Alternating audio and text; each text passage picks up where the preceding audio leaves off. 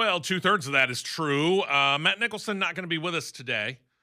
He did give me permission to go ahead and let everybody know what's going on with him. Keep him in your thoughts and your prayers. He had his gallbladder taken out this week, Thursday, as a matter of fact. And everything went fine with the surgery. He was let loose and sent home Friday morning, but yesterday morning. But as it turned out, he ended up developing a bit of a fever yesterday afternoon and was not able to join us at the Jawbone Jam last night. He was planning on it, but he wasn't able to make it.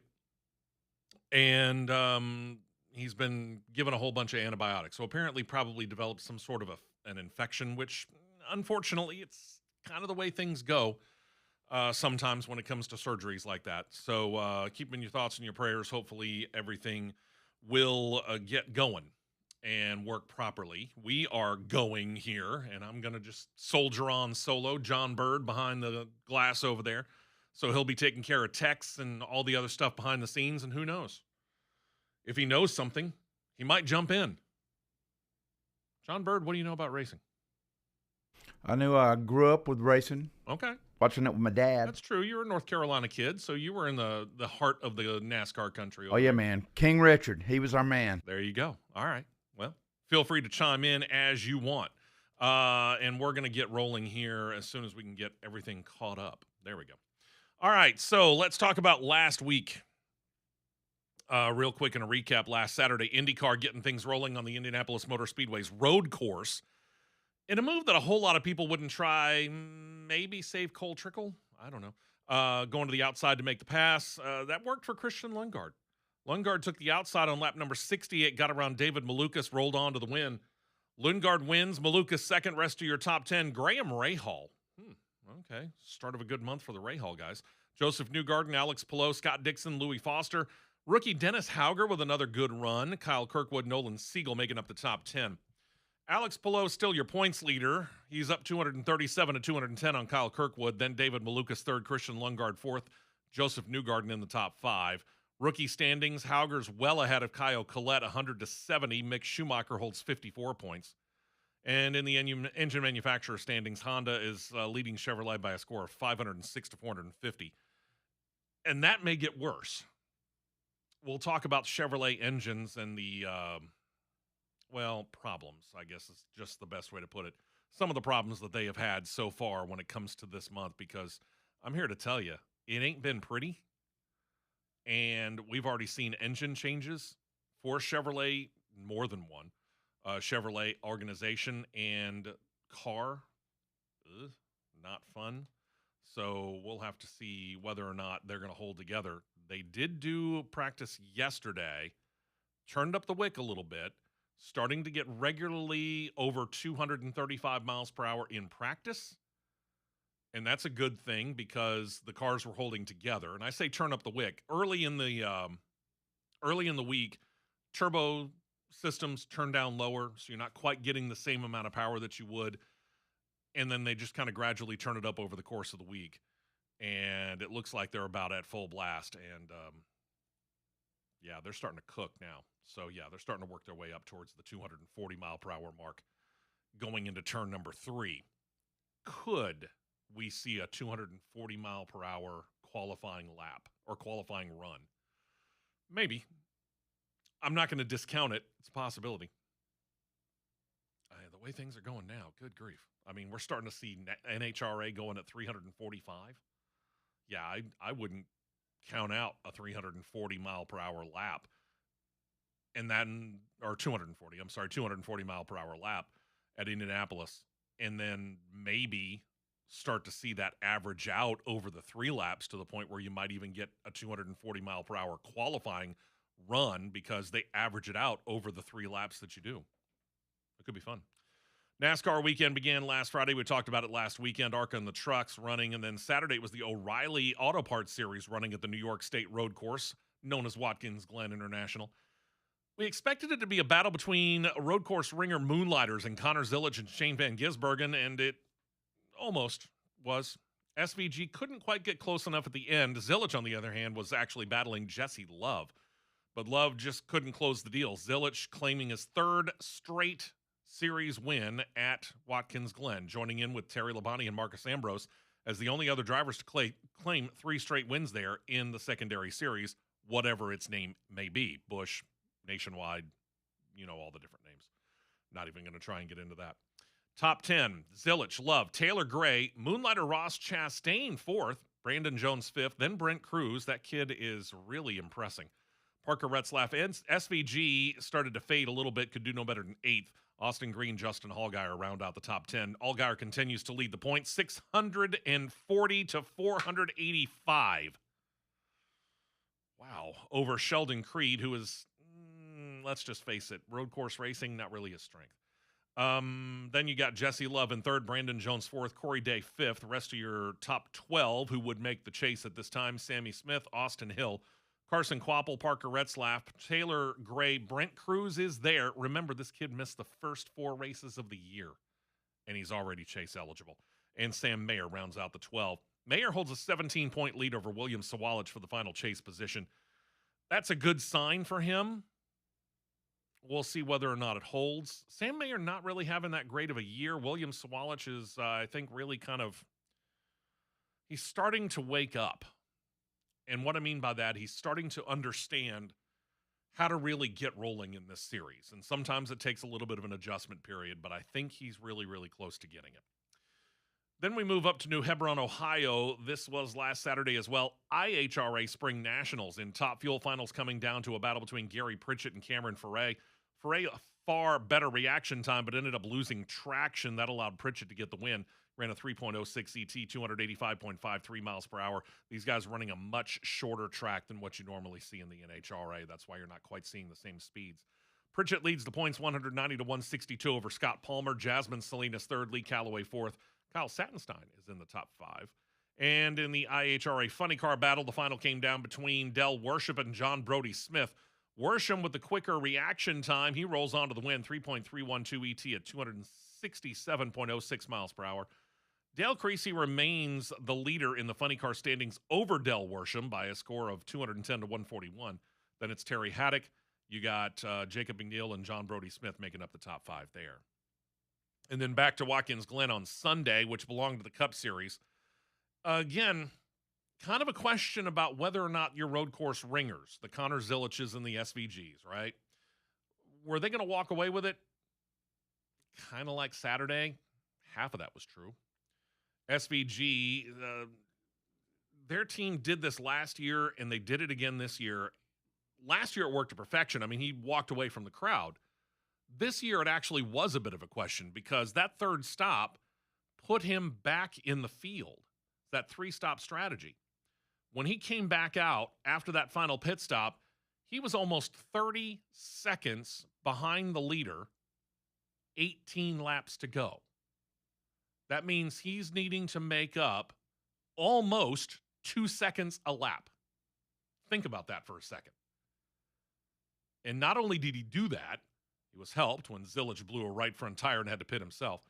But when told of the gap, SVG simply went to work, not only cleared the half-minute gap, he made the pass with a handful of laps left to go, ended up gapping second place Michael McDowell by almost 8 seconds. The man not only made up 30 seconds in 18 laps, he made up 30 seconds with, I think it was 6 laps to go, and then went on to win by 8 seconds. This is a guy who knows how to run a road course. SVG first, Michael McDowell second, Ty Gibbs 3rd, Chase Briscoe 4th, and Tyler Reddick in the top 5. Austin Dillon, AJ Allmendinger, Kyle Busch, Austin Cindric, and John Hunter Nemechek completed the top 10. Reddick still leads in the points, 567 to 438 over Denny Hamlin. What a start to the year for Tyler Reddick. Let's see if he can keep it up through the heat of the summer.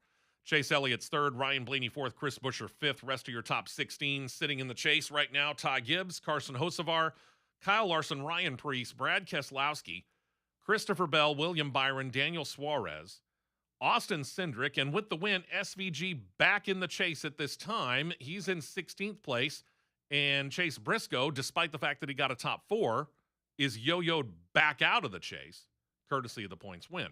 So he's sitting outside of the chase behind SVG by a grand total of 6 points. All in all, not bad. He's been yo-yoing for a while now. If the 19 car can ever get to the point where they're steady, who knows what they could do. So this weekend slate, it began actually last night. Trucks running at Dover Motor Speedway. It was a moonlighter kind of show. Winningest driver in the Craftsman Truck Series history, claiming yet another win as two-time Cup Series champion Kyle Busch ends up winning in the Spire Motorsports number 7 truck, swept both stages, and despite having to kind of feather the throttle for what turned out to be a fuel mileage race at the end, held off the field, gets his 69th career win in the Craftsman Truck Series alone. The win marked his 5th Truck Series win at Dover, 13th win at the track across NASCAR's top 3 series. Let's just face it, the man knows how to run at Dover. Now, if Richard Childress Racing could just figure out what their situation is, maybe he could get a win in the Cup Series. And to do it this weekend, we'll get back to the schedule in a moment. Ty Majeski was 2nd, Lane Riggs 3rd, Caden Honeycutt 4th, Christopher Bell moonlighting, he finishes 5th. Brandon Jones, Christian Eckes, Corey LaJoie, Jake Garcia, and Justin Haley in there. Ross Chastain also ran. He could not complete the deal for a while. He finished stage number 2 and 2nd behind Kyle Busch, but he faded in the 3rd stage and finished outside the top 10. Updated points in the series show Caden Honeycutt's out front of Lane Riggs, 347 to 309. Then you got Chandler Smith, Gio Ruggiero, Ty Majeski, Christian Eckes, Ben Rhodes, Jake Garcia, Stuart Friesen, and Tyler Ankrum. 10 drivers making the chase. Those are the ones that are in. Corey Heim is on the outside looking in by only 2 points. This is important because Corey Heim isn't full-time in the trucks. He's running for points in it, and that's the benefit. And I guess you could also call it maybe the bad part about the way that we're doing points. If you're a part-time driver, winning you're in obviously is out now as we've gone away from the playoffs and back to the chase. So with a win, you get 55 points as opposed to 39 for second place, right? Or whatever it is, depending on how many vehicles are in the field. Corey Heim's got 2 wins this year. Again, he's on a part-time schedule, even though he has announced he's running for points in the Truck Series. And even though he's on a part-time schedule and has missed a handful of races, he's in 11th. Man could defend his own championship and be a part-time driver. Okay. This morning, actually right about now, first race of the Formula E doubleheader weekend in Monaco is underway. They're going to run the full Formula One course this time as well. 19 turns, 2.05 miles long. Good luck finding it on TV if you can. Knock yourself out. Monaco's a beautiful track. A little thin, a little narrow. It's on city streets in that principality, but it's a fun course to watch. This afternoon, IndyCar gets the day's action rolling. They've got day 1 of qualifying for the Indy 500. Starts at 11 a.m. Eastern, 10 a.m. Central Time on Fox Sports 1. Move over to Fox later on this afternoon at 4 p.m. Eastern, 3 p.m. Central Time. So it'll be a full day of action on the track up there. Dover will be hosting the O'Reilly Auto Parts Series this afternoon. It's the Bet Rivers 200 airing on the CW and PRN radio. Starts 4 p.m. Eastern, 3 p.m. Central Time. Sunday, we begin with Monaco, second half of that Monaco E-Prix doubleheader weekend for Formula E. Same course, same time frame, same trouble finding it on television. So, you know, basically same bat time, same bat channel, if you can find it on said bat channel. Over to Illinois, the NHRA will be in action. They're going to run the Route 66 Nationals. It'll get the eliminations on the track starting at 11 a.m. Eastern, 10 a.m. Central Time. TV's not going to pick up the action until 5 p.m. Eastern, 4 p.m. Central Time. That'll be on Fox Sports 1. Indianapolis Motor Speedway, it'll be pole day. Practice starts 1 p.m. Eastern, noon Central on Fox Sports 1. Pole day qualifying. That'll actually start at 4 p.m. Eastern, 3 p.m. Central Time. That'll be on Fox, by the way. And then we get to the Cup Series. Busy weekend. Whew. They're going to be in the All-Star race. It's going to start with the no longer All-Star Open. You don't have any open teams. In other words, this is just for the chartered cars. And the way the format is, I could sit here and try to explain it, but we're already 20 minutes into the show, which means we're about to have to go to break, and I could spend probably the rest of this hour trying to explain the format to you, so I'm not gonna. Let's just say that you've got a 75-lap segment and then a break, 75-lap segment and then a break, and then they're going to figure out the 26 drivers out of the 36 that will go on to run in the 200-lap actual all-star race. I'll let the rest of them try and figure out how to explain it. I've got a headache just saying it that way. and I only scratched the surface because I could get into the details of fan vote and who's going to place where and when. And no, John Bird, I'm not doing it. I wouldn't if I were you. I mean, after the night that we had last night celebrating the 10th anniversary of Talk 99.5, I don't want that headache. Me neither. So we're going to take a break. When we come back, we'll get into the news of the week, and we will start in Indianapolis because, a lot of stuff going on up there, and it really starts last weekend with a bit of controversy over local yellows versus a full course yellow. And I'll get back to that whole engine situation. Once again, keep Matt Nicholson in your thoughts and your prayers. Running a bit of a fever after having emergency gallbladder surgery, and we're hoping that he's going to feel better. I told him, rest. I've got the show for today.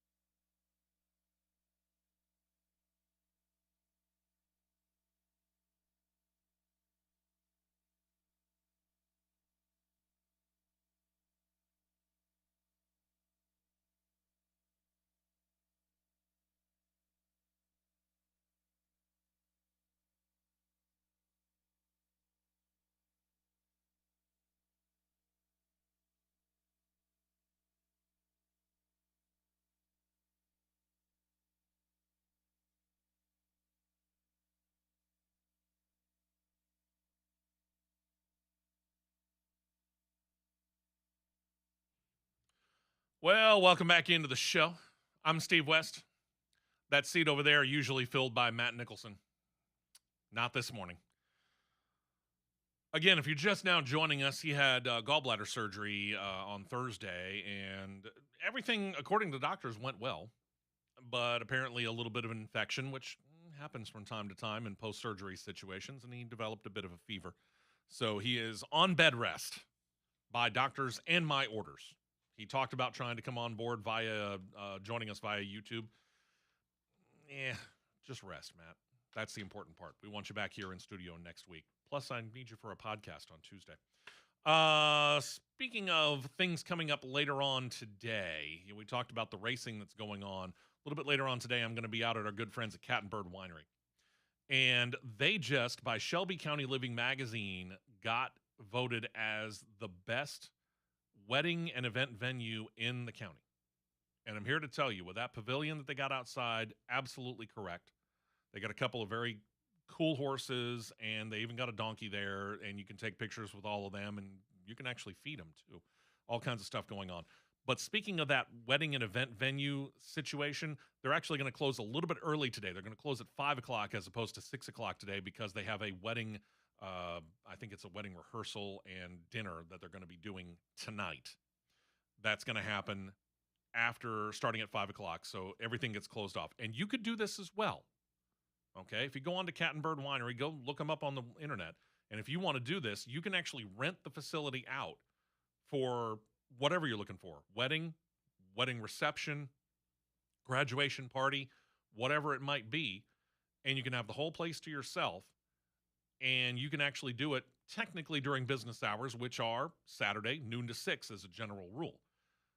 It's a great place to go if you're looking to have any of these kind of events. And if you happen to just be out and about looking for something to do this afternoon before 5 o'clock, Cat and Bird Winery's got a great selection of wines and beers and frozen drinks and stuff like that. So got a great selection over there. Cat and Bird Winery located at 11661 Old Highway 280 in Chelsea.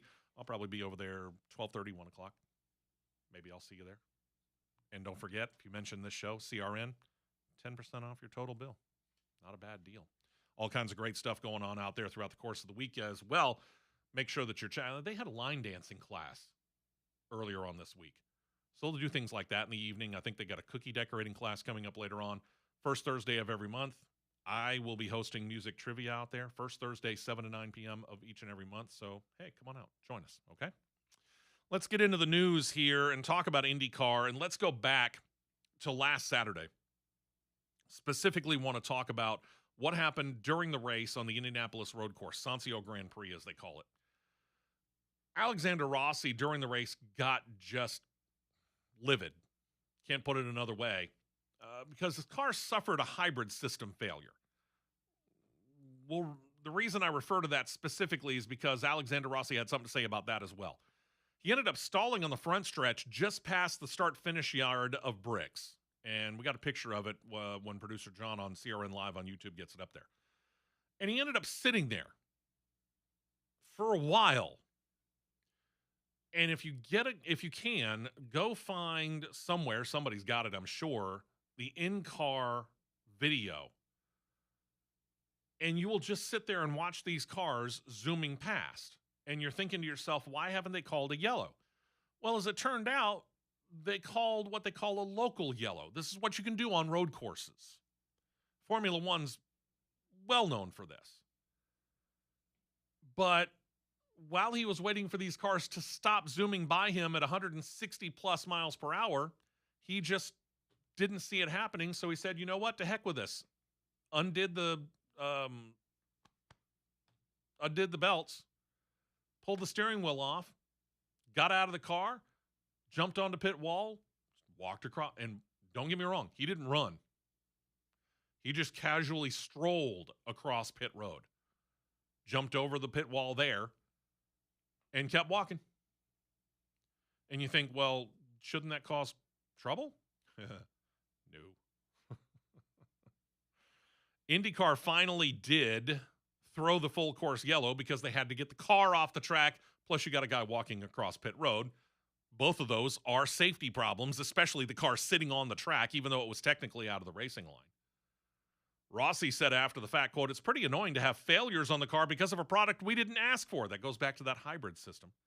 It doesn't improve the racing, so that's frustrating. Does this sound familiar? It sounds a little bit like the people over in F1 talking about that whole 50-50 split between the hybrid and the internal combustion engine. But he's right. I mean, technically, nobody asked for the hybrid system. IndyCar just decided to go ahead and put it in. Say what you will. Second of all, the fact that it took so long to throw a full course caution when the cars on the front straight are going by at 170 miles per hour also seems insane when they don't let us drive in the wet yesterday. So I don't really know where the priorities lie. It's pretty frustrating. IndyCar officials, realizing that this is a really bad PR situation, decided that probably ought to switch that rule. So the Rossi situation now marks the second rule change within a month. In this case, the officials are no longer set to consider either the running order or the pit windows when it comes to determining whether to throw a local or a full course caution. By the way, technically doesn't affect things like the Indy 500 because local yellows are not shown on oval tracks. And the Indy 500, despite being on a rectangle, is considered an oval track race. IndyCar president Doug Bowles said, quote, "The most important job in race control is to ensure the safety of our drivers, crews, and safety workers and fans. Saturday highlighted that we must not waver from that central mission, and aligning everyone on that philosophy was critical to discuss over the last 48 hours. So it still brings up the question, when you have a car stalled on the racing surface, even if it's not on the racing line, why are we throwing a local yellow? Because, I mean, I don't get it. And I don't know whether producer John still has the picture up there. Let me take a quick look. It's still there by mine, but my YouTube feed might be a little bit behind. But if you look, I mean, he's just a couple of feet off of that wall. And that caution that you see there, that's a still shot, by the way, from the Fox coverage of the race, where it shows caution, and you see the yellow flag out of the flag man. Remember, that's the local yellow.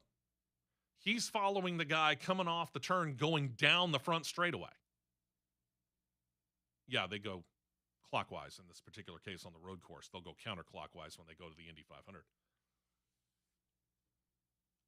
But I'm still trying to figure out why, when a car is stalled, again, even if it's not on the racing line, if you have somebody that just has a flat tire at the wrong time, or you get 3 cars that are coming off of the south end of the track on the road course and starting to come up that long famous front straightaway, and they suddenly decide to go 3 wide and nobody knows that he's there, right there in that spot, that's a bad situation.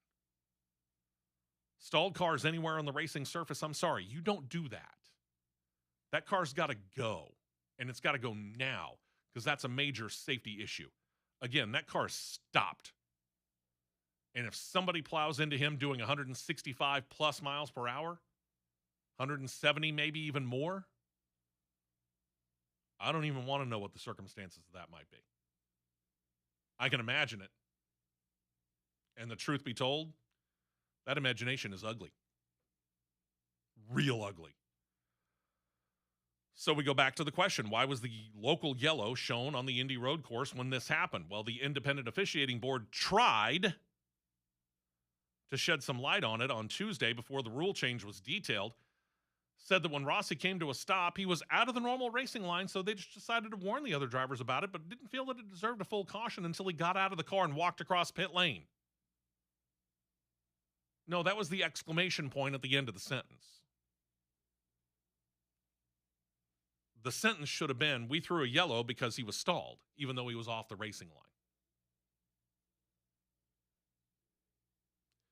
If you, and a lot of us do, if you're listening to this show, you're interested enough in racing, you will probably find some time to check out at least a portion of the Indy 500. Think about how they start that race. 33 cars start, 11 rows of 3 cars, 3 wide. That takes up most of that track. And I go back to what I just said. If they were coming off of that final turn on the road course, starting to head down that front straightaway, and they start going in a 3 wide battle, if they miss that Alexander Rossi car sitting there just after the yard of bricks, they're only going to miss it by just the smallest amount of portions. Go back to the whole missed it by that much line. It could be real ugly. No, they're not going to find Alexander Rossi. And truth be told, if they did, Alexander Rossi would be right to have an absolute conniption fit. Because the safety issue isn't really technically him walking across pit lane. Yeah, it's part of of a bad potential situation. But in the end, all of that could have been avoided totally by them just throwing the full course caution and getting the time to get him out of the car safely and getting the car off the track and all the other drivers being in a safe situation. So no, this was ugly in every form of the word. And they've got to fix this. This is a situation where IndyCar has to fix it. And at least they did go through the process of changing the rule. Now comes the enforcement. It's that what's an equivalent rule or law? Okay. Technically, to make a turn or to change lanes here in the state of Alabama, I don't know about your state, but I know in this state, technically you're supposed to use your turn signal. You could actually get pulled over and given a ticket if you don't use your turn signal. Who enforces that? Nobody. You want to know why? I know several police officers who don't do it either. It's not a law or a rule that's generally enforced.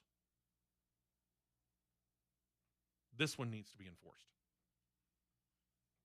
So not only put the rule into effect, IndyCar, make sure that you actually enforce it, okay? Then there's Chevrolet. Chevrolet having massive problems leading up to the Indy 500. Now, again, we go back to the early part of this week, and this was back when everything was kind of tuned down a little bit. We didn't have the turbocharger up to full power yet. But at the same point in time, when you're starting to have engine problems and you're having more than one car replace their engine before you even get to qualifying day, that could mean significant trouble for you. Chevrolet's problems do, by the way, affect more than one team, but it has really affected Ed Carpenter Racing. After Tuesday's practice and then once again after Wednesday's practice, Ed Carpenter Racing had to switch engines on not only Ed Carpenter's car, but Alexander Rossi's car, respectively. Rossi told media he got concerned about two engines needing to be changed out in week one of practice, with qualifying weekend and the second week of practice already still to come, and all before the biggest race on the schedule. Chevrolet officials, understandably, also want answers, since they noted that Scott McLaughlin over at Team Penske had to have his engine changed as well. Chevrolet officials did send all three engines back to Detroit. They're going to be fully gone over. They're going to try to find out what the problem or problems might be. But when not breaking down, they actually have speed, because Matt and I, before he ended up going back to his doctor's attention, he was watching the practice session yesterday, and they turned up the power. And these guys are doing 238, 239, 240 going into turn number 3. So they're cooking. They're starting to do regular qualifying speeds, which, hey, you need to, because qualifying starts today, as I said, in the schedule for this weekend. So they're starting to really get that speed out of there, and we didn't hear anything about the Chevrolet engines, even the ones that got replaced, having problems. Could it still happen? Obviously, yes. Hopefully not on this weekend. Remember, we got 33 cars. We don't have a bump day this time. We have the minimum number of cars there. So everybody that's out there is going to start the race come 1 week from tomorrow. We just need to find out the order, and that's why we're doing qualifying. And one more note in IndyCar before we then take a break. In addition to that Bobby Rahal documentary that we talked about last week here on the show, Fox Sports, doing some 60 hours of Indy 500 coverage, will air tonight after day one of qualifying, a new 1-hour documentary. It's entitled The 500 Immortality at Indy.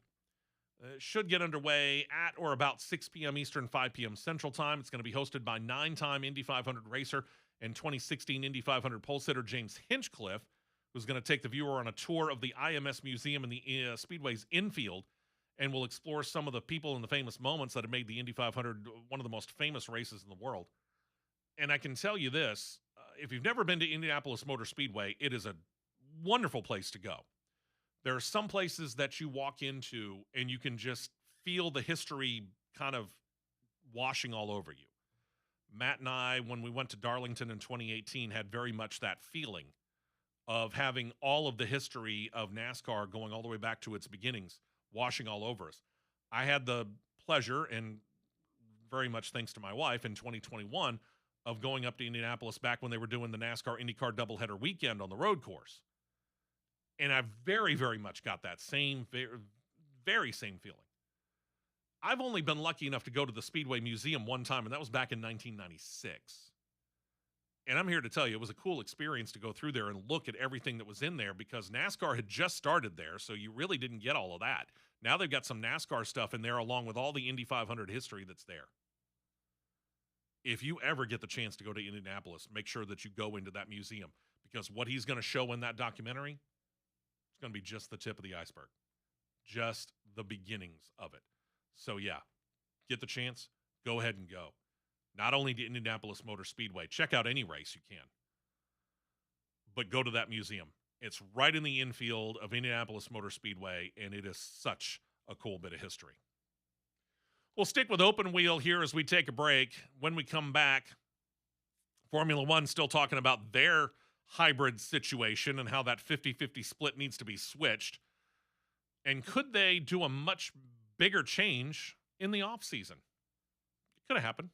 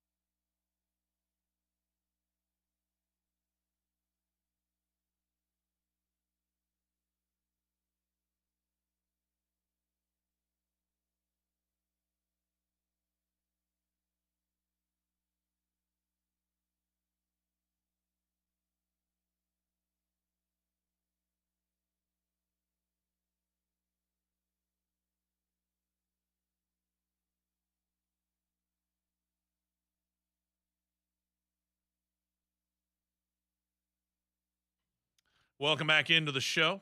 I'm Steve West, minus Matt Nicholson.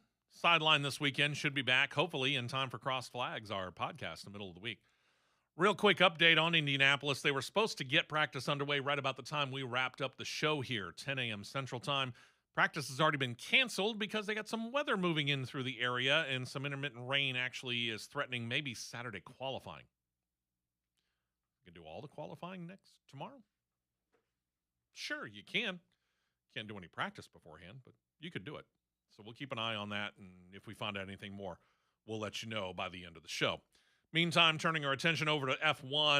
And how soon can F1 move away from this 50-50 split, this true 50-50 split between the internal combustion engine and the hybrid system?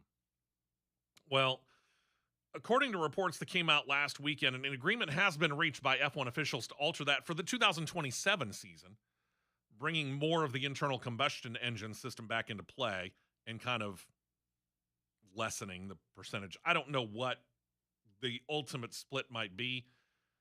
New split, according to initial reports, might lean towards a 60-40 split. I might prefer 65-35 myself, but they're not asking me, so what can I do? F1 officials are hopeful that this is, however, going to alleviate the concerns of drivers like Max Verstappen, obviously very outspoken against this current setup. The question is why don't they make the change this year? Well, I'm glad you asked that because, at least according to F1 officials, the percentage change would cause yet another change to the engine regulations. Well, folks, you're the guys that made this up. Can we just go back to last year's engine setup? Any proposed changes also would need to go before the World Motorsport Council. I don't think they're going to do an e-vote or anything again. They're going to wait until they meet up again, and I don't think they meet up again until sometime in mid to late July. Okay. Either way, another story, reports coming out of Europe show that non-controlling stake of the Alpine F1 team that is currently up for sale still has several entities that are vying for it. But right now it appears that the preferred buyer for that stake, for the company that is actually Alpine's parent company, which is Renault has started to look at everybody that has kind of said, hey, we're interested, and say, the guys who we'd really prefer to buy it, Mercedes. Okay. Huh. All right. Others that are interested include a consortium of buyers that include former Red Bull team boss Christian Horner. I know by his buyout from Red Bull when he got fired midway through last year that I'm quite certain he could afford it. But for whatever reason, Renault prefers the Mercedes offer, whatever it may be, and nobody's saying right now. And I think that that's an important aspect to talk about because, again, this is a non-controlling stake. And what do I mean by that? To be really get right down to the nitty-gritty of it, what's up for stake is a 24% stake in the ownership of it. It's currently being held by a financial organization called Otro Capital. They bought it back in 2023. They bought it for about $900 million in US dollars, give or take a few million. And here's the deal. This kind of makes sense on another level as well. Renault at one point in time was a works operation, which meant they built all of their cars, they built all of their engines, they built all of their transmissions. Everything was built in-house. Officially, as of this year, they are no longer a works organization. All Alpine does is build their own chassis and build their own bodies. They actually are customers of Mercedes for the powertrain. Read the internal combustion engine, the hybrid system, and the transmission. That all comes from Mercedes. So in a way, it kind of makes sense that they would go, well, why don't we actually have the people that we are buying the engines from have a stake in the team? Isn't it a conflict of interest? Technically not. It's how Red Bull got the group that we now call Racing Bulls. Used to be called any number of different things, including Toro Rosso. They went out and bought a team, named it Red Bull, and then said, oh, wait a minute, there's this other team over here. We could actually have kind of a B team at the very top level and have 4 drivers to be able to kind of pick and choose and move around to our own pleasure. And believe me, they do. It's not like chess. They're moving around like checkers pieces. So they went and they did it. So is this the beginnings of Mercedes going out and having a B team in F1? Not according to Renault. Renault has been in and out of this situation under whatever name on 3 or 4 different occasions here in the fairly recent past, read to 20, 30 years. they've sold the organization. They bought it back. They sold off part of the organization. Now they're looking at, who might actually get that piece. And Mercedes is saying, we actually aren't interested in doing this because of the fact that we want to eventually sell the whole organization. We're just doing this because we're looking for a little extra capital. We want to retain the 50.1 or 51%, whatever the controlling stake that they're looking to keep is. And they're using the rest of it, kind of like you would do an IPO in the stock market, which is to try and raise some capital. And that's all that they're doing. So Mercedes is out there, Otro Capital more than willing to sell. The question becomes, how much is this thing worth? Because again, $900 million 3 years ago, you're talking probably, I would go probably about twice that. Maybe even a little bit more. 2.5 billion with a B for a 24% stake. Okay. I'll write a check. It'll be post-dated for a couple of centuries. By the way, those who thought that Liberty Media moving F1 TV coverage in the United States away from ESPN over to the streaming service of Apple TV, you might be disappointed somewhat to learn that Liberty's reported revenue is actually up more than 50% over the first quarter of 2025. Obviously, some things did help. Extra race in the month of March.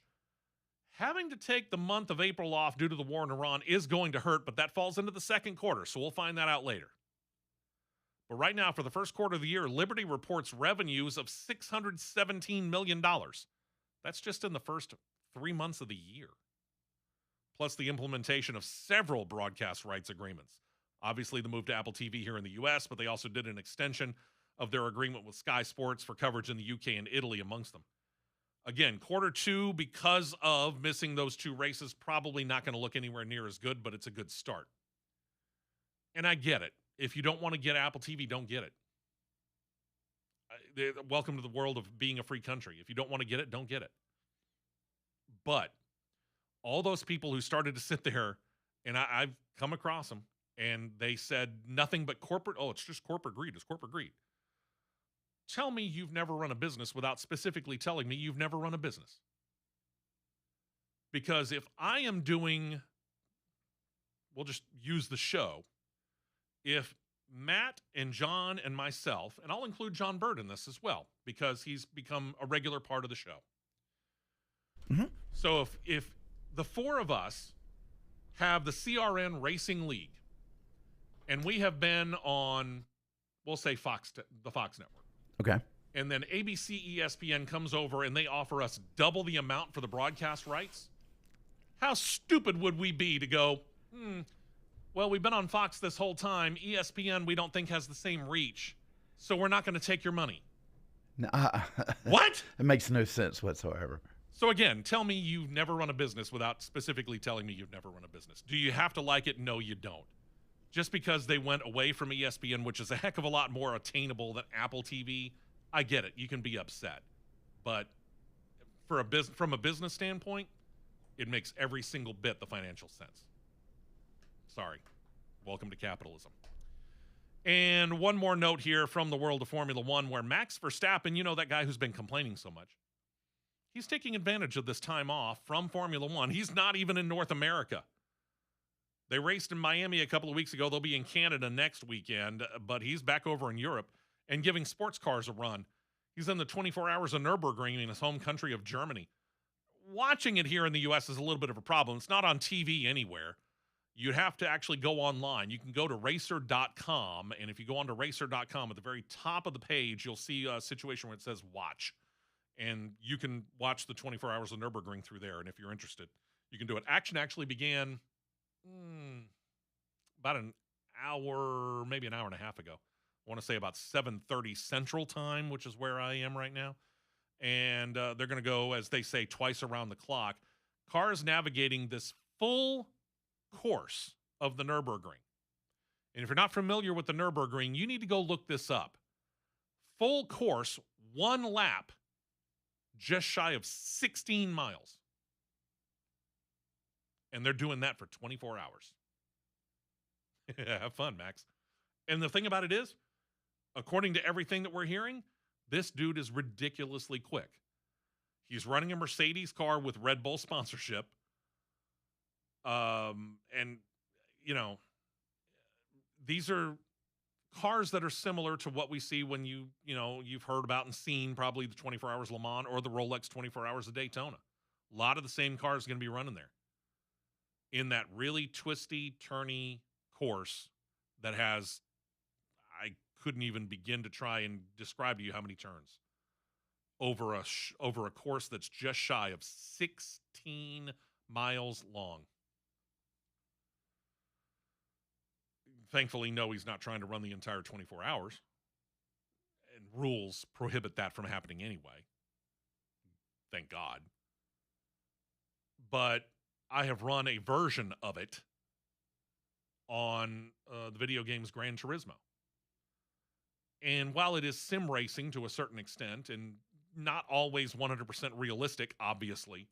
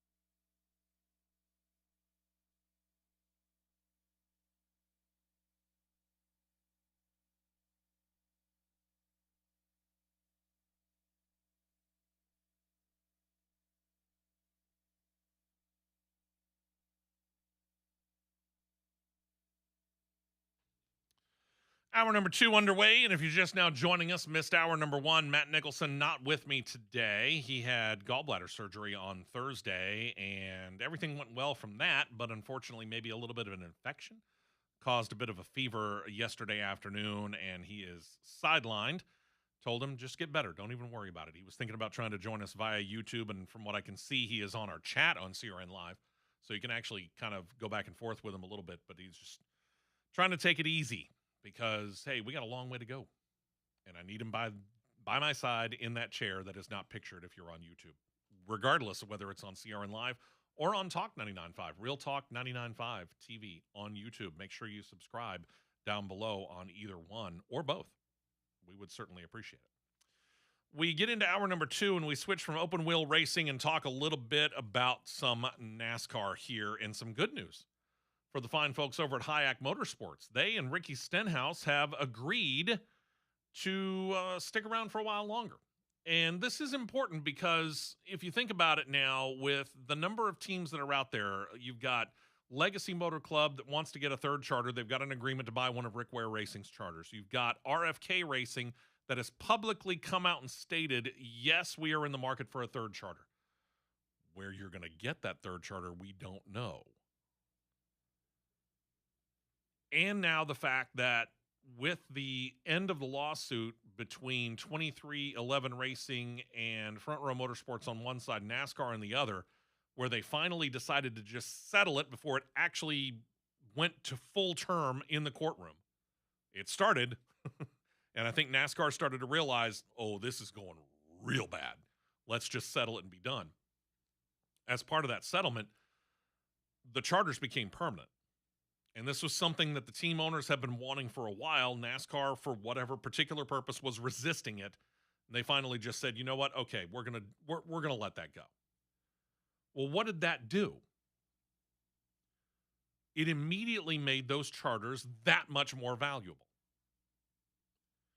We've heard over the course of time, like the Live Fast Motorsports charter that went to, if I remember right, either Trackhouse or Spire, was one of the two. That one went for the better part of $40 million. $40 million. And then Stewart Haas Racing ended up being Haas Factory Team that dropped down from 4 charters to 1. The 3 other charters went up for sale. Those charters went for less. Why? Not really sure. Why the Live Fast went for so much to Spire, as I remember now. And why those 3 charters from the old Stewart Haas Racing, now Haas Factory Team, went for 20 to 25 million, not really sure. But now most of the people that are in the know, and I've talked to a couple of them, have said that right now, because the charters have been made permanent, that to be able to buy a single charter, you better be able to bring somewhere around $100 million to the table. Ow. Guess I'm not starting up that Cup Series operation anytime too soon. $100 million.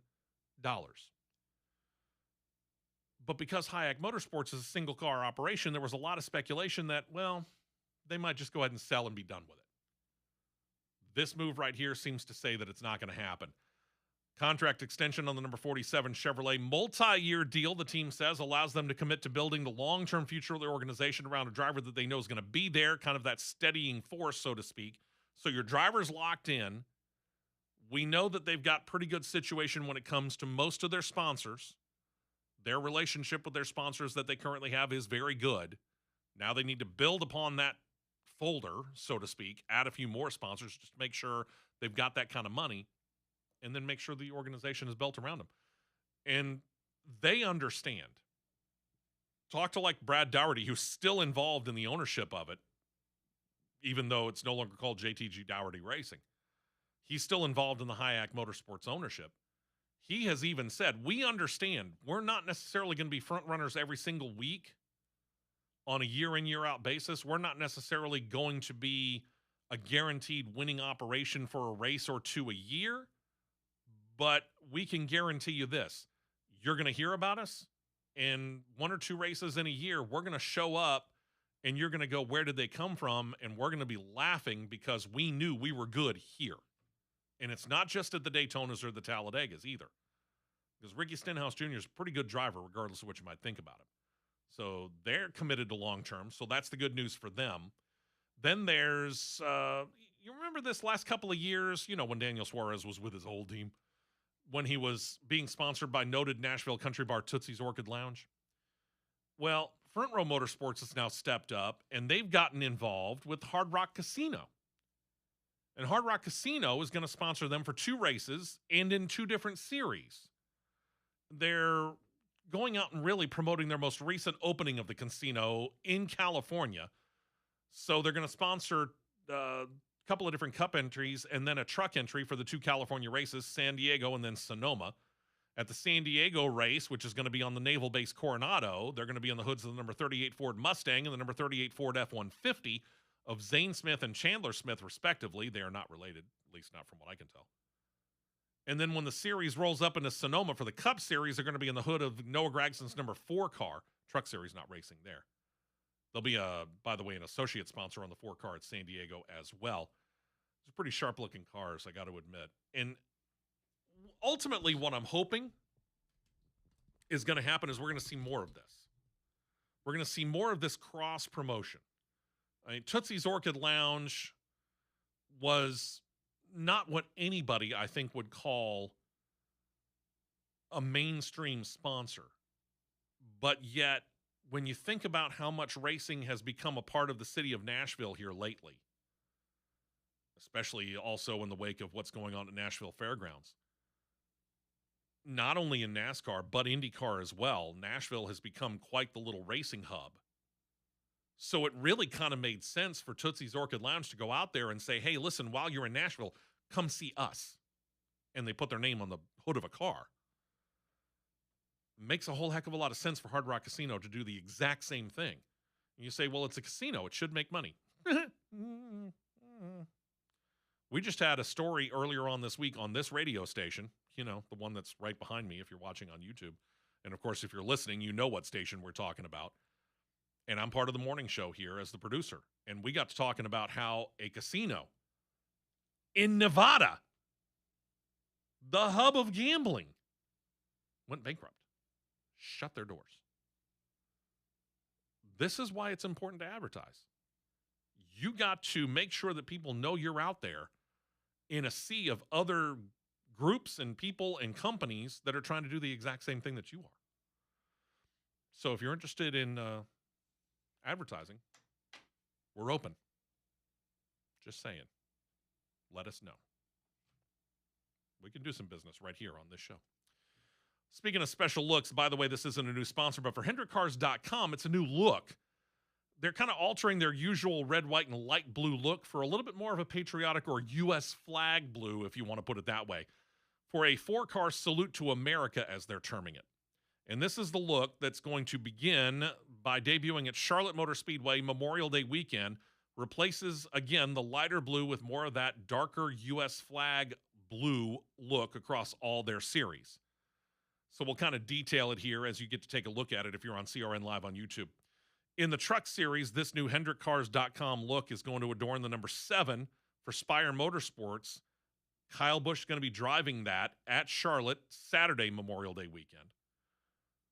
For the O'Reilly Auto Parts series, the number 17 Chevy Camaro of Corey Day will have the HendrickCars.com look as well.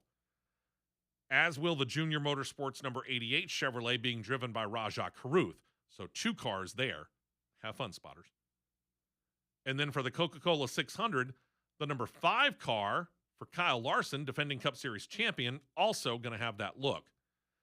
And not only is it going to be at Charlotte for Memorial Day weekend, they're going to take the looks out with them when all 3 series run again at San Diego for the 4th of July weekend. And these are sharp-looking cars. I've had the chance to take a look at them, and I love that blue. Don't get me wrong. I'm a fan of blue, but when you take a light blue versus that patriotic kind of blue that they're showing on those cars or that we have on the banner that's right behind me, man, I'm all about that look. I am all about that look. So nice job. Very nice job. I was really kind of hoping Matt was going to be here to talk about this, but I'm going to spend some time on this. I can't avoid it. Jordan Bianchi of The Athletic reported this week that steps are being made towards returning the race to downtown Chicago. Yeah, they want to bring back the Chicago Street Course race. Report says that multiple industry sources have told The Athletic that discussions have been taking place between NASCAR officials and the Chicago City Council. They don't have a finalized deal, but they say optimism is growing that it might be back as soon as next year. Why? And I sincerely have to ask this question. I know that this car has been built to a different set of standards. And they wanted it to be able to do many more things better than the last generation of car. And amongst them is road course racing. And over the last few years, we have seen the explosion in the number of road courses and now street courses that are on the slate. Again, I'm going to state this, and I'm going to make sure that you understand how clear I am when it comes to it. I am an unabashed road course racing fan. I love road courses. I think they're a lot of fun. I think it challenges the drivers in regardless of whatever series they're in. Because if you're going to claim that your drivers are amongst the best in the world, they should be able to do more than turn left. But I will state this, and I will state it plainly. NASCAR's heritage, their roots, are in going fast and turning left. I get it. When we, NASCAR, was only doing 2 road course races a year, but yet we had a 36 race point schedule, which we currently do. I said, why don't we do it this way? Add a 3rd road course, put 1 road course in the first third of the year, a road course in the middle third of the year, and a road course in the final third of the year, and make it in the chase, playoffs, whatever you want to call it. Now the chase. Because I honestly believe that you should have to run every single kind of course that you run through on the course of the regular season at least one time. I think it's a proper test. I was advocating for 3 road course races, not 6 or 7. But now they want to go street course racing. And I'm sorry, I've watched the street course race at Chicago. I'm okay with it. But the bigger problem for me is this. NASCAR has gone out and they've spent thousands, hundreds of thousands of dollars to revive Chicagoland Speedway, where they're going to race later on this year. Wonderful 1.5-mile track. Maybe not even arguably, the strong suit of this current Gen 7 car. Look at the racing at Kansas, Texas, maybe not. Vegas, Charlotte Motor Speedway. Why do you think for the chase this for the chase this year? God, I still want to say playoffs. Why do you think for the chase this year they took the track and said, no, we're not going to race the oval in the chase. We're going to put you back on the tri-oval. It's not the Roval. It's because the racing on the 1.5 intermediate tracks is that much better in the Gen 7 car. It's much, much better. It's vastly improved. Now, it hurt the racing on short tracks to the point where they're playing with everything that they can possibly play with up to and including the compound of the Goodyear tires that they put on the cars. So they've hurt some other things, but that's unfortunately the trade-off. It's very hard to take a car and make it great everywhere. So they sacrifice some of the short track stuff for what they're doing on the road courses or on the intermediate tracks. And unfortunately, it kind of hurt the road courses as well. And the car turns better than the old car does in a lot of ways because of the independent suspension and such. But at the same point in time, again, you spent more than likely hundreds of thousands of dollars to break Chicagoland Speedway, a 1.5-mile tri-oval, intermediate track, the strength of this car, to pull that track out of mothballs. And now you want to go back downtown?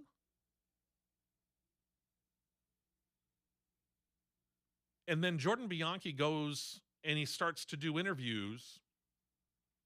And in at least one of the interviews, he has said, oh, I could see where Chicagoland and the Chicago Street Course could end up on the series schedule at the same time. You do? Because I don't. I mean, I'm sorry, I don't. When are you going to go? How? You got to have separation here, okay? For example, a few years ago, they dropped Pocono from 2 races down to 1. Why? Because the 2 Pocono races were only separated by about a month to 6 weeks tops. And what was that doing? They were ending up scalping themselves. The fans that wanted to go had to figure out whether they wanted to go to the first race or to the second race. And if they chose to go to the second race, they weren't going to the first one. And vice versa. And that hurt ticket sales. So they go down to 1, and now all of a sudden Pocono is close to, if not a sellout, because you got the one race in a beautiful area, the Pocono Mountains of Pennsylvania. Michigan, very much the same way. Drop it from 2 to 1 race in the summertime because it's Michigan. You're not racing there in February or even March. And you're probably not going to race there in November. Probably not October because you'll freeze your ever-loving you-know-what off. Chicago's very much the same situation as Pocono and Michigan. How much separation are you going to get to the point where you're going to have people in Chicago willing to take the 30 minute to 1 hour trek out to Joliet and watch the race at Chicagoland and then also buy a ticket to the Chicago Street Course race? Why do you think Chicagoland went into mothballs in the first place? People from Chicago didn't want to go to Joliet. But now that we've made the racing better and Chicagoland is back, we get the funny feeling, yeah, they'll probably come out and they'll watch that race. And should be, ideally, a good turnout. To me, if you bring back the Chicago Street Course race, which, by the way, NASCAR, you're cutting your nose off to spite your face. I'll get back to that. That is the death of Chicagoland. Because there's no reason to do it. Who was it? Brad Gilley from PRN Radio was asked if NASCAR could go literally anywhere, where would you take them? Where did he choose? Barber Motorsports Park. We have 2 races at Talladega, but they're separated out far enough from each other to the point where generally there's about 5 to 6 months in between the 2 races. And it's a nice separation.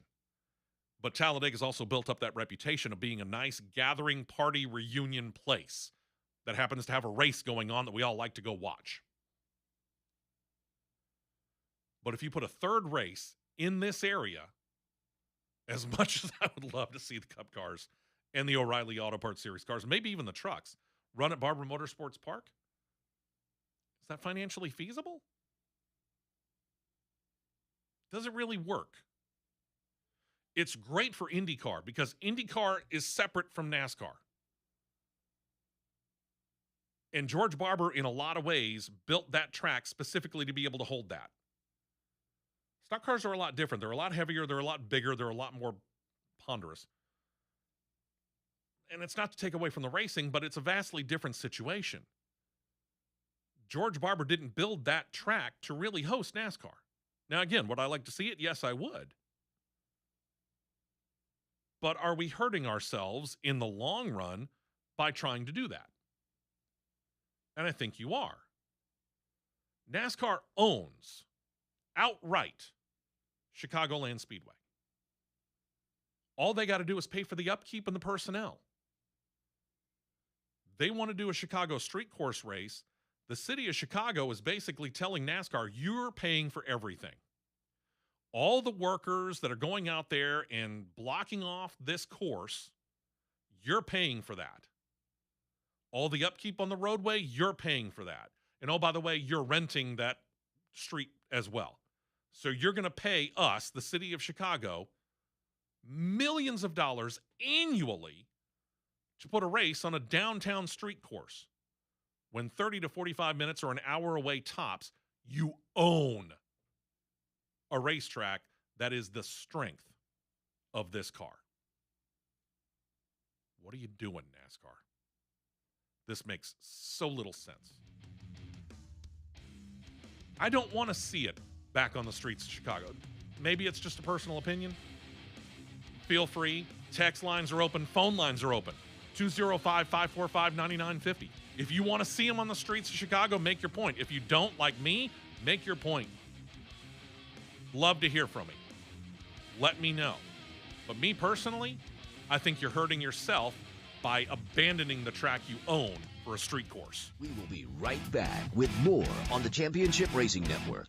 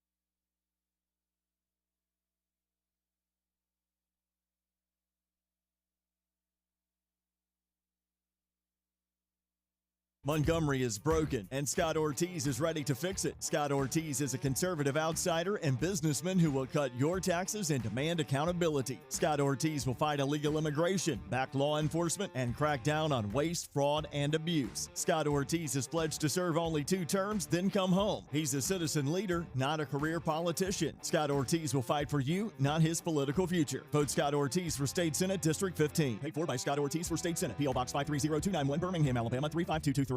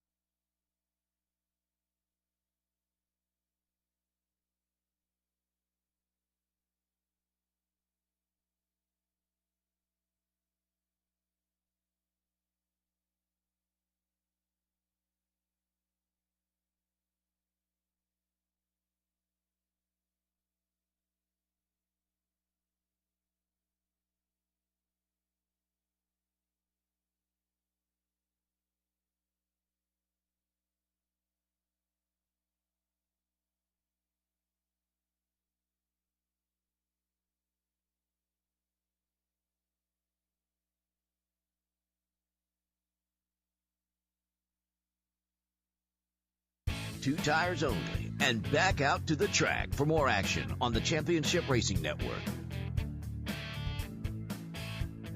Welcome back in. Texting back and forth with Matt, who is listening, by the way, and you can converse with him if you're on CRN Live on YouTube. And he was talking about that picture of the Hendrick Motorsports cars with the HendrickCars.com paint scheme that we were talking about. That Corey Day look is actually not on an O'Reilly Auto Parts Series car. It's on a Gen 6 Cup car.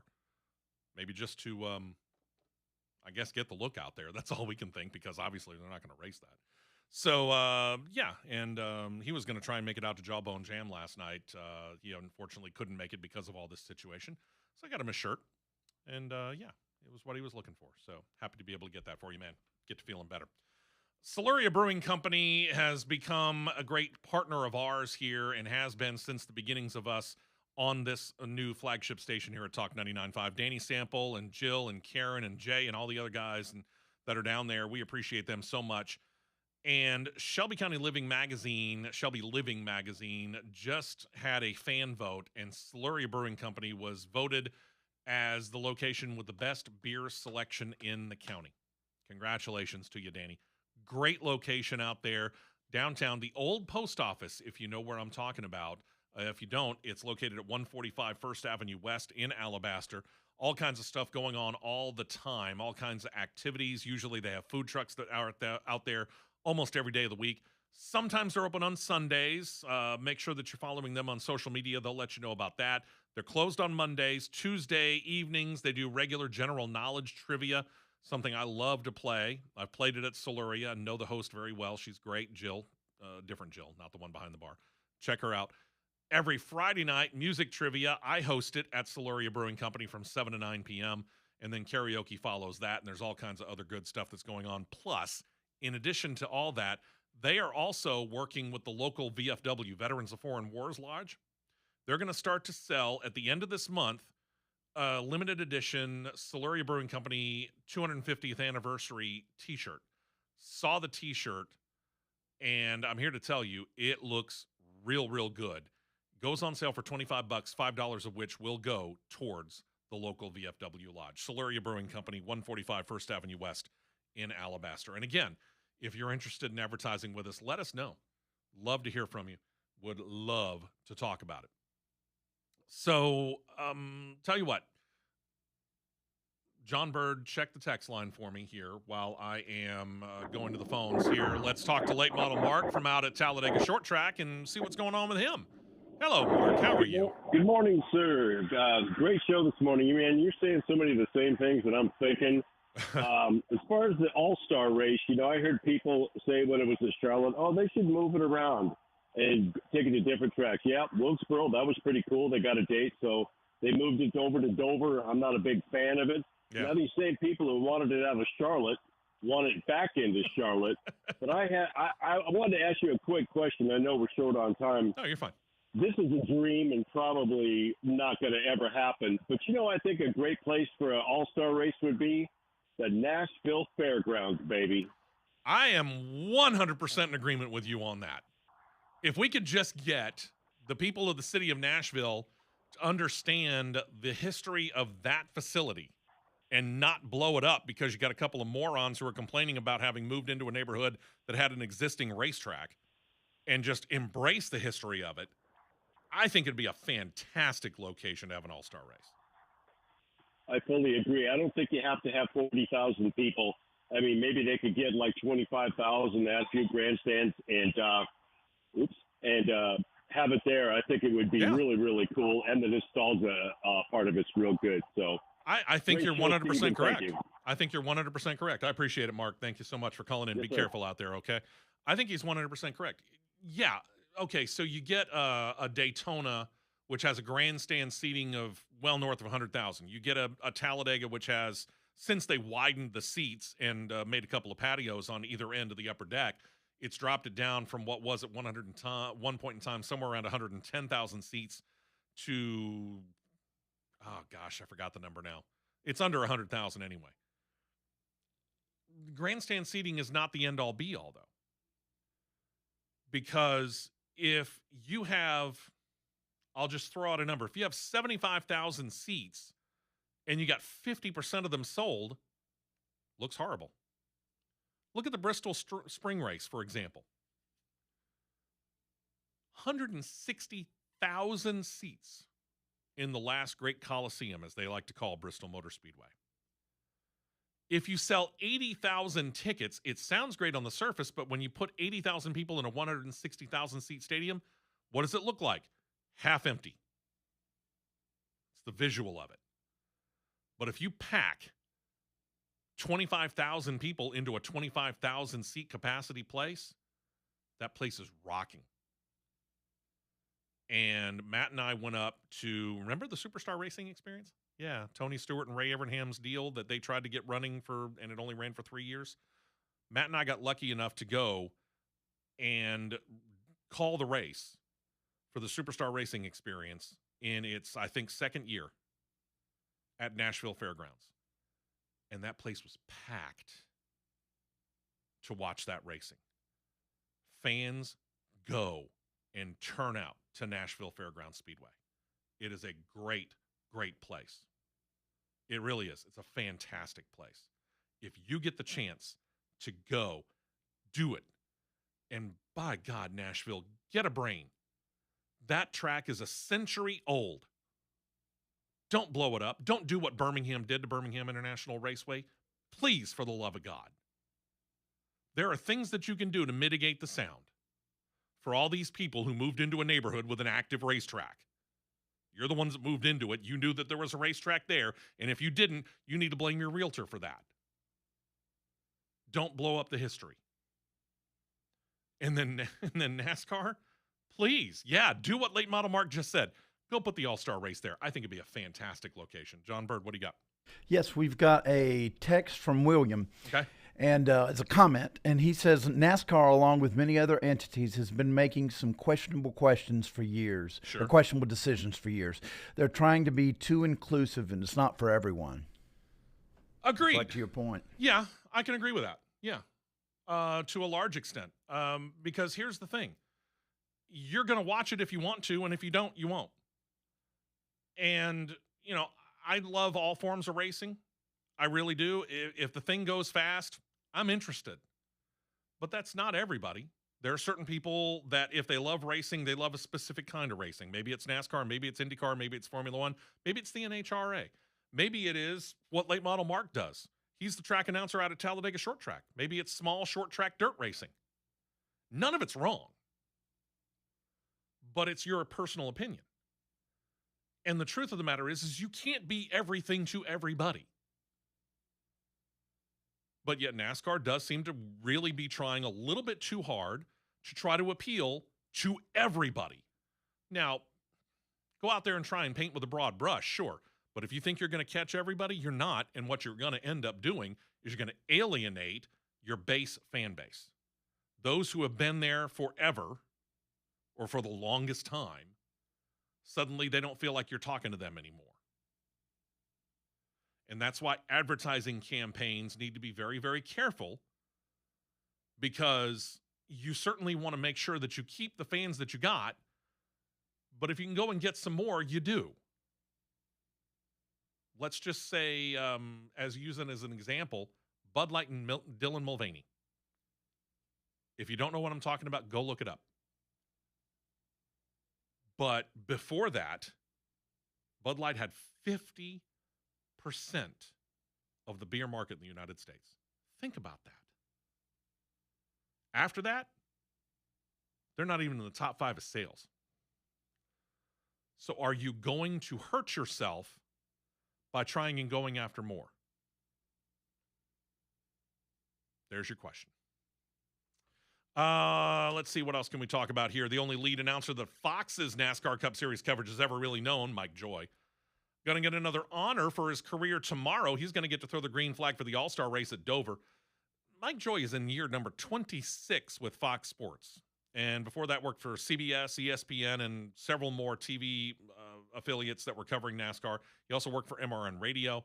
It's called NASCAR Races. Wow. In a 57-year broadcasting career, he has a multi-decade NASCAR career involved in that. And once he waves the green flag, he's going to be rushed around, take over his usual role of the lead announcer for the remainder of the race. And there are people out there that are kind of complaining that Mike Joy is past his prime. I should be that kind of past my prime to be Mike Joy and have a 57-year career where you're doing the one thing that you love the most. We should all be that lucky. So before you go setting Mike Joy off in his retirement chair, think about that. He's actually doing something that he loves to do. Will he make mistakes? Sure. Heck, I make mistakes all the time. I'm human. It happens. We're all human. Mistakes happen. Man's doing what he loves. Can't stop that. Can't stop that at all. Kind of a follow-up to the Cross Flags podcast topic from this week. It's available now, by the way, on all of our platforms. And we asked the question, what in the heck is going on with Ford and NASCAR? And we might have a little bit more insight into it with comments that were made later on in the week after we had posted the podcast. Mark Rushbrook, Global Director of Ford Racing, is thinking that there might be room for a NASCAR IMSA crossover. Are we thinking too broadly?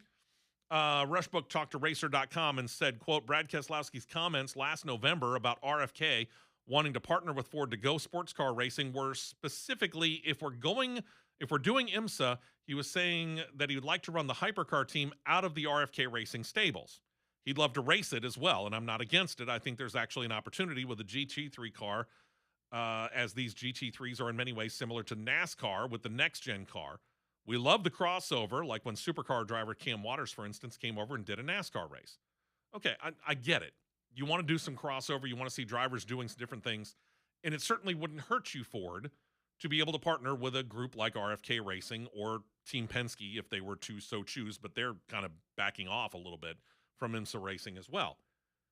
But I asked this question, Ford, and I know you've been IMSA Racing for a while, but with this concentration on the F1 engine program that's going on with Red Bull Racing and Racing Bulls, now you're talking about trying to get some of Ford's NASCAR drivers to maybe run select IMSA races like the Rolex 24 Hours of Daytona, which really has kind of become the property of IndyCar drivers. IndyCar drivers tend to gravitate towards the Rolex just because the schedules work out well, whereas NASCAR's really trying to get their season really started to go right about that time that the Rolex 24 Hours of Daytona happened, so it's not really convenient to have a NASCAR driver take some time out, go run the Rolex, while the program for the Cup Series or the O'Reilly Auto Parts Series or whatever it is just starting to gain some traction for the year. But are we hurting our NASCAR program? And when you say, oh, I don't think it is, go watch Cross Flags podcast, listen to what we're talking about, and then put a pin in this as we turn our attention to the O'Reilly Auto Parts Series talk. Because I think this is important as well. Because we just heard, officially as of yesterday, AM Racing has closed their doors. AM Racing was a Ford team. And what does this mean? For the last few weeks, Matt and I have been talking about how there's a part-time team out there that occasionally puts a Ford out there in Hettinger Racing. But they're not full-time. And what does that mean? It means that for more races than what Ford would like to admit, they have 0 cars running in an O'Reilly Auto Parts Series race. Who would have thought that? We'll get back to that in just a moment here. We'll talk about that. We'll talk about TV ratings for the O'Reilly Auto Parts Series, because you might not have realized this, but the O'Reilly Auto Parts Series race last Saturday went right up against Fox's coverage of the IndyCar Sancio Grand Prix on the Indianapolis road course. Who won? I'll tell you about it when we come back. Final segment of this week's edition of CRN continues on right after this. Stay right here for more on the Championship Racing Network.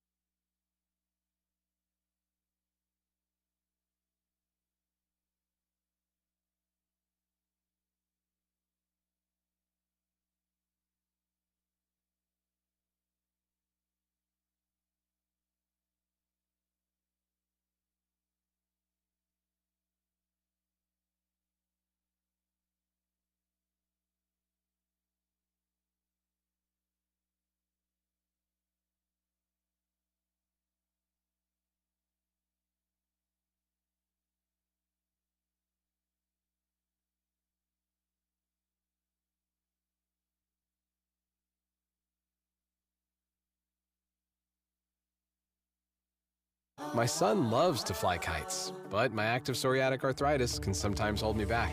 Now with Skyrizi to treat my skin and joints, I'm ready to go. Skyrizi, risankizumab Riza, a prescription-only 150 milligram injection for adults, helps with less joint pain, stiffness, swelling, and fatigue. For those who also have plaque psoriasis, 90% clearer skin is possible with just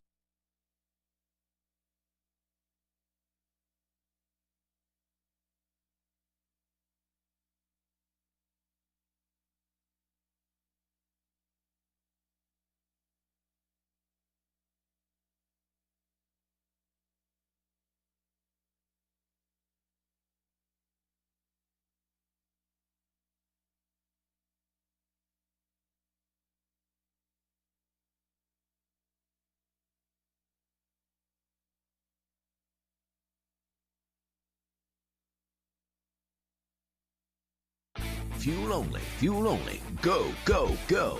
We're back to the Championship Racing Network. Yeah, final run to the checkered flag of this week's show coming up here as Matt Nicholson hopefully will feel better in time to get into the Cross Flags podcast later on this week. So as I teased before the break, last Saturday we saw a head-to-head battle not between the Cup Series and IndyCar, but between the O'Reilly Auto Parts Series and IndyCar. NASCAR's secondary series took on IndyCar in a head-to-head television battle. Who won? NASCAR did.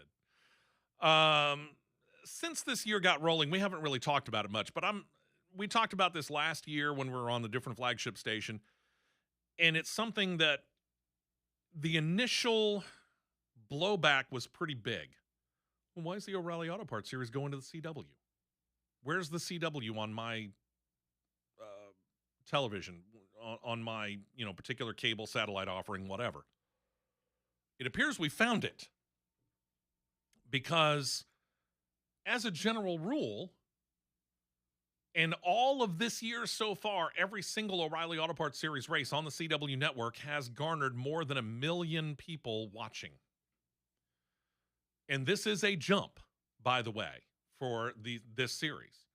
Because before, when they kind of bounced around, maybe Fox Sports 1, an occasional race on Fox, often Fox Sports 2. If they broke 900,000, that was generally a big win for them as far as viewership. Now they're above 1 million on a regular basis, and they're starting to get to the point where last year they averaged more than 1 million viewers over the course of their 33-race year. But what about IndyCar? Well, they went head-to-head. IndyCar, again, running the Sancio Grand Prix on the Indianapolis Road Course, while at the same time, O'Reilly Auto Parts Series running at Watkins Glen. Nielsen ratings showed that the CW bested Fox. CW's coverage of the O'Reilly Auto Parts Series pulling in an average of 1.013 million viewers for the race, with a number that jumped up to just under 1.2 million over the final laps in Connor Zilich's win. Handily beating Fox in their coverage of the IndyCar race. 54% more in total viewership, somewhere around 550 to 600,000 people on average watching the Fox IndyCar race on the road course. Big win for NASCAR. Big win for the CW over Fox. Huge. And then we get back to the Ford situation. And I teased this as well before the break. AM Racing announced officially yesterday that they have ceased operations. Seemed to be in the work for a couple of months, truth be told. Matt and I got to talking about it previously. But it raised our eyebrows when they were supposed to run the Rockingham race, and then within 24 to 48 hours of the race time, AM Racing said, oh, by the way, we're out.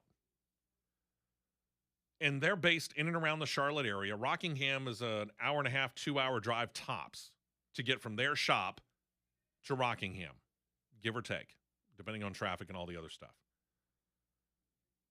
They withdrew from the March race at Rockingham, didn't really give a reason.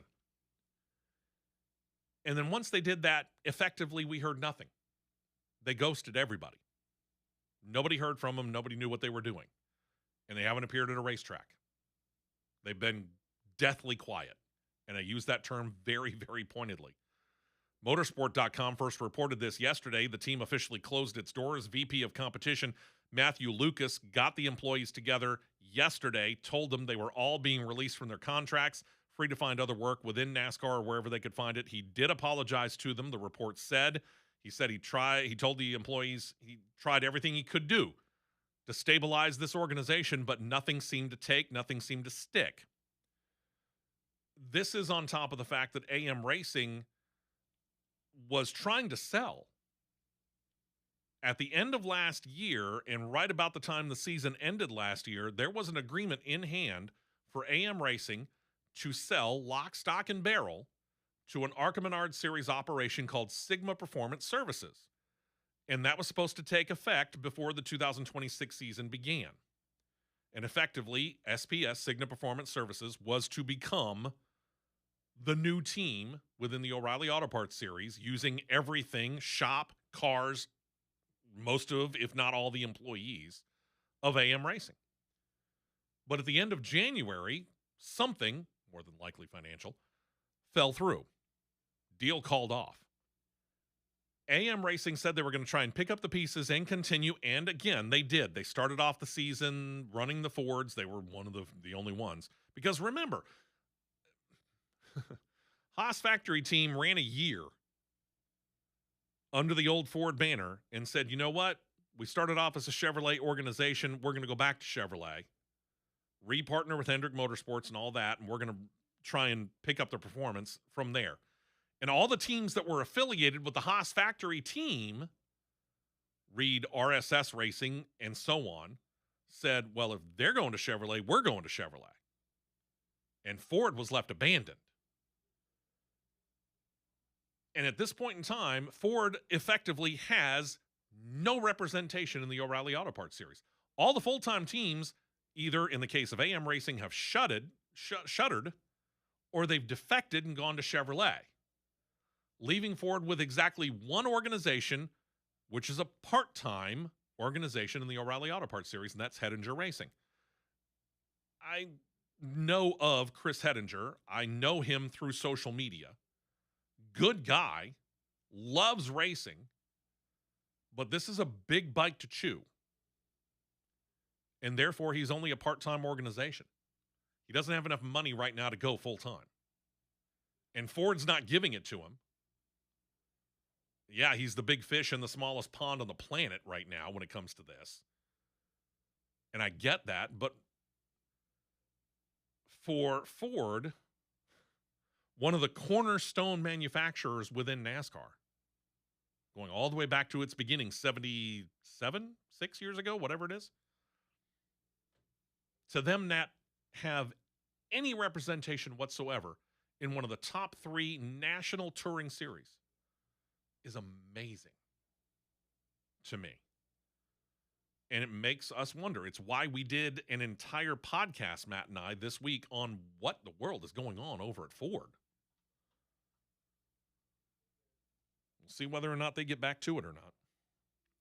Let's look at a little bit of drag racing news here with the IHRA taking a page out of the NASCAR playbook. They've actually signed a big name to perform at an upcoming event. For Memorial Day weekend, the IHRA is going to be in action. They're going to run what they call the IHRA Triple Crown event at Maple Grove Raceway in Pennsylvania. Remember, they bought it during the offseason, which was kind of surprising. Not that the IHRA bought it. They've been on a buying spree since Daryl Cuttle bought the IHRA. But the fact that they bought Maple Grove Raceway, a little surprising, because remember, this was the NHRA's kickoff for the countdown to the championship. As soon as the IHRA bought it, within 48 hours, the NHRA said, "Oh yeah, we're going to take that elsewhere." I'll get back to that in a moment. So the IHRA's got this track all to themselves, despite the fact that they said that they were more than willing to work with the NHRA. But they've decided to not only kick off Memorial Day weekend in grand fashion with this race at Maple Grove, but also kick off this Triple Crown event and series of races that they're going to do this summer by wrapping up all the action with a concert. The concert will take place after all the racing action is done next Sunday, May the 24th. The headliner, well, the opener is Jake Owen, an up-and-coming country singer who you may have actually heard of if you're a big country fan. I can guarantee you've heard of Dwight Yoakam.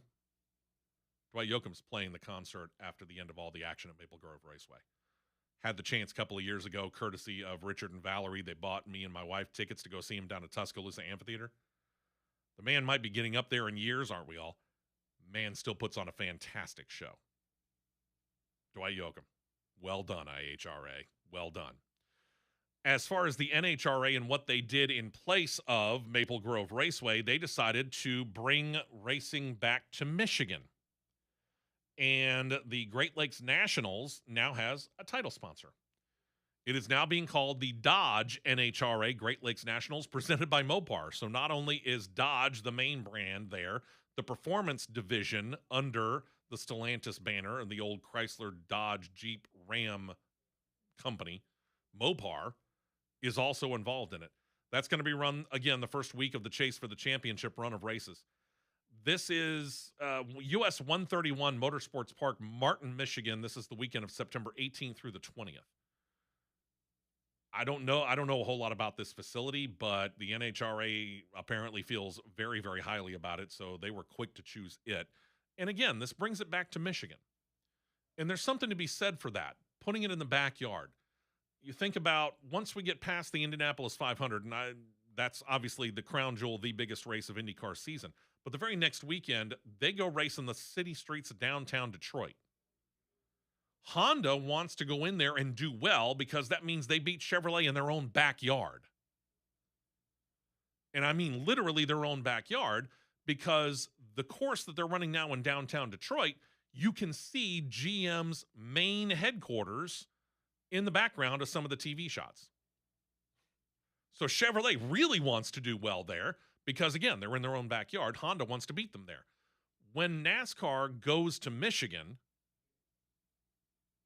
Ford, in the series that it's applicable, Chevrolet, and now Ram all want to do well in Michigan, and Toyota wants to go in there and go, we beat you in your own backyard. Kind of the same situation. Now, not only are you going to Michigan, where Ford and Chevrolet and Dodge all have a lot of exposure by running cars within, but you do have a few Toyotas that still run. Even though Toyota's kind of pulled out of Nashville, there's still a few Toyota-branded vehicles in there. You don't think Toyota would like to beat some of the American-made brands right in their own backyard? I can guarantee you they do. So, yeah, we'll see where that goes. Let's go to Dixter, who's checked in here. Hello, Dixter. How are you, sir? Hey, man, I got a friend in Tuscaloosa. Yeah. That's really kind of, he likes NASCAR racing. Mm-hmm. And he was asking me how many acres of land do you need to put in a new racetrack for the area. Depends on how big of a racetrack he wants to put in. Well, I mean, you know, what size racetrack do we need around here? You know, like Talladega. Well, we definitely don't need another Talladega. They have done studies, and this was before Texas and Oklahoma joined in. If you just took the stadium, you could fit every single one of the stadiums in the SEC inside the infield at Talladega.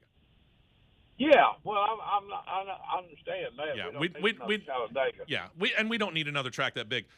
In West Alabama, honestly, I think we could really do with a good 3/4 of a mile to a mile track. Yeah, well, I mean, how many acres would I need to cover to build something like that? With parking and you the facilities and everything, and me oversee it. Whoa. Yeah, you be the ramrod. Okay. You know? Well, we can certainly talk about that. I'd say you need to start with at least 25 acres, and probably 50 would be real comfortable. Well, 100 would be a good way. 100 would be real nice. Yeah, you could have a lot of parking, but I think 25 to 50 is the minimum to be able to put in a 3/4 mile to a mile track. Now, what size was the track we used to have BMR at? Birmingham International Raceway? BIR was a 5/8 mile track. Okay. But we need one a little bigger than that, right? I think it'd help, yeah. Because, I mean, you got a lot of short tracks around the area. Being about a mile long, that would separate it out from everything else that's around. Well, another thing he wanted to know was, what's your price? We could talk. Okay. That's We fine. can That's talk. Good. That sounds good. All right. That's a good thing to talk. But There you go. I'll get with you later. Sounds good, Dixter. I appreciate it so much. I have to admit, I never thought about actually running a track. There is an attraction to that, you know? There is an attraction to that. Lola, by the way, already talking about splitting with ABT as their partner. They're going to take everything in-house. Porsche and Andretti in Formula E, they've been hooked together for a long time, but they're going to start to split up as well. In Andretti, it looks like they're going to be building everything in-house. So there's your Formula E update.